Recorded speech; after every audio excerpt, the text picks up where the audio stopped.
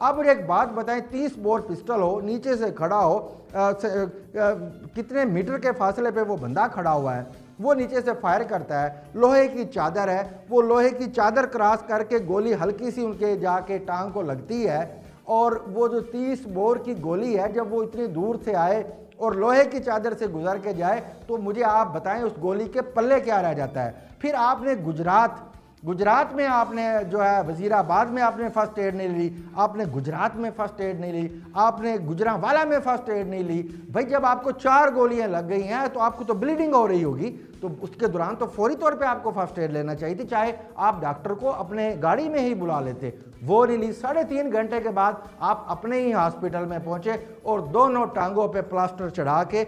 अब मुझे एक बात बताएं, फिर आप कहते हैं कि जी ऐसी बातें करता है, कि वो कौन सा बंदा है जो जख्मों के ऊपर प्लास्टर चढ़ाता है?